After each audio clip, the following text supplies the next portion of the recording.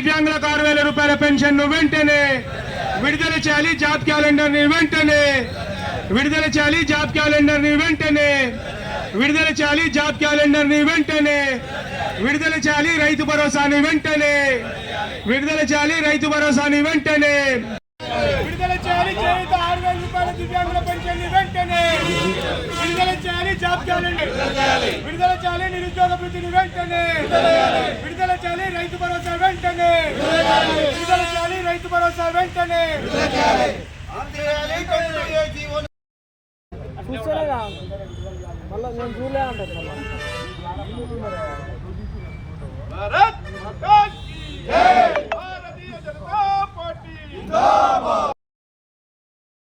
Bharatiya Janata party రాష్ట్ర శాఖ పిలుపు మేరకు భువనగిరి మండలంలోని ఎంఆర్ఓ ఆఫీస్ ముందట ఈ యొక్క నిరసన కార్యక్రమం నిర్వహించడం జరుగుతుంది.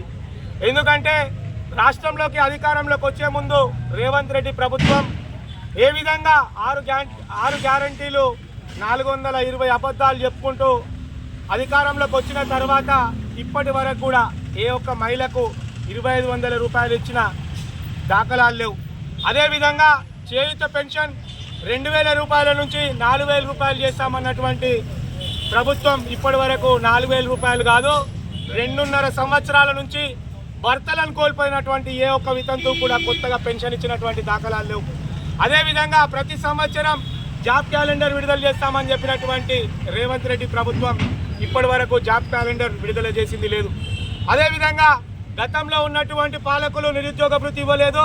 మేము రాగానే ఖచ్చితంగా నిరుద్యోగ భృతి ఇస్తామని చెప్పేసి 2.5 సంవత్సరాలు గడుస్తున్నా కూడా నిరుద్యోగులకు భృతి అనేది కేటాయించడంలో విఫలమైనరు.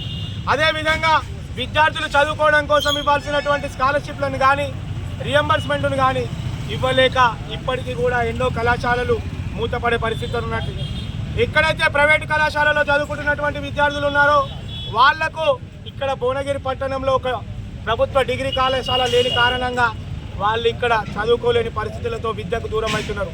ఇకనైనా కాంగ్రెస్ ప్రభుత్వం ఈ విషయాలను గ్రహించి వెంటనే ఎవరికైతే న్యాయం చేయాలనుకుంటున్నావో విద్యార్థులకు కానీ యువతకు కానీ అదేవిధంగా వితంతువులకు కానీ మహిళలకు కానీ వృద్ధులకు కానీ ప్రతి ఒక్కరికి న్యాయం చేయాలని చెప్పేసి భారతీయ జనతా పార్టీ పక్షాన డిమాండ్ చేస్తా ఉన్నాం.